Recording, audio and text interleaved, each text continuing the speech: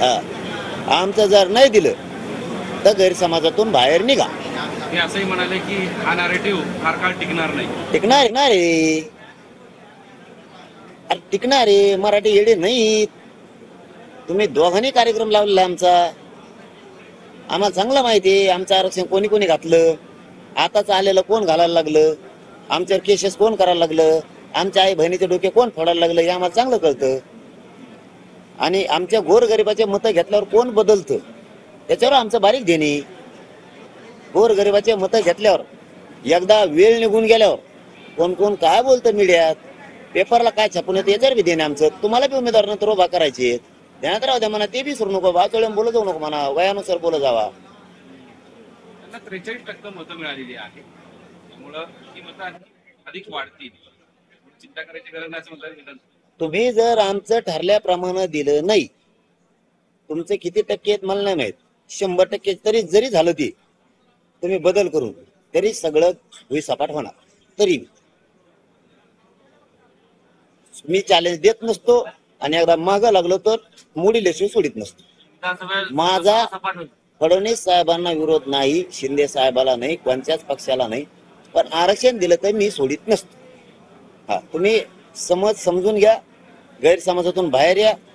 तुम्हाला थोडंफार दुसरं काही झालं असतं इंजेक्शन देऊन ते ताकद वाढीलीच तुमची, पण गैरसमाजाला इंजेक्शन नाहीये.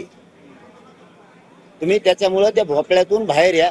तुमच्या भोवती सांगणारे तुमचे प्रवक्ते येत, गणित करून सांगत येत, कॅम्प्युटरवर सांगत येत, तुम्ही त्याच्यातून बाहेर पडा, सत्यता हाताळा. एखादा जाड दिसला म्हणून त्याच्या मागे जनता आहे किंवा तो गैरसमज दूर करू शकतो, ह्या भ्रमातून बाहेर पडा. त्याजवळ फक्त ताकदच असं समजा, त्याला ढकलून दिलं तरी तो पडू शकतो. फोकस ताकद आहे त्याची, अशी समजा, त्याची व्यायाम केलेली ताकद नाहीये. ते जरा गैरसमाजातून बाहेर या. तुमचा 100% जरी तुम्ही ती भर काढली तरी जर तुम्ही आमचं काम केलं नाही, तुमचं कोणाचंच येऊन देणार नाही.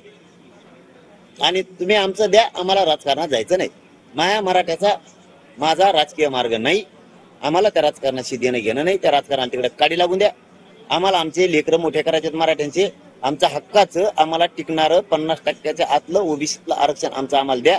यशस्वी मागे घ्या, हैदराबादचं गॅजेट लागू करा.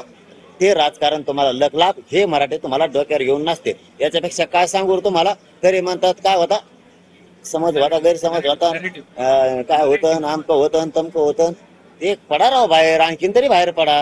हातातून गेल्यावर पश्चाताप करता, टकोर राहून घेता चापटी. त्या टायमाला वेळ निघून गेलेली असं.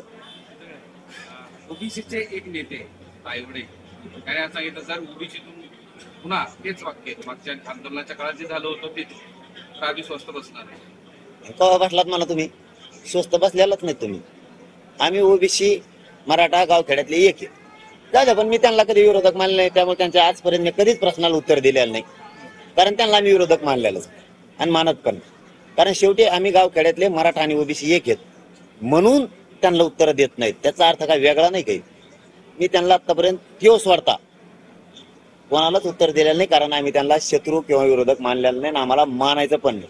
त्याला नाही सोडित. आता हे नॅरेटिव्हवर दोन्ही बाजूने चर्चा सुरू आहे. निकालानंतर तुम्ही असं म्हणाले होते निवडणुकीपूर्वी, मी कुणा मराठा समाजाला सांगत नाही की कुणाला मतदान करावं, की ते स्वतः ठरवावं. पण आता असं दिसतंय की तुमच्याकडे पाहून तुमच्या आंदोलनाला फार काही सरकारने दखल घेतली नाही, म्हणून सगळे मराठी एकवटून महाविकास आघाडीकडे गेले का? मी नव्हतो त्या निवडणुकीत, त्यामुळे मला त्याचं उत्तर द्यायचंच नाही.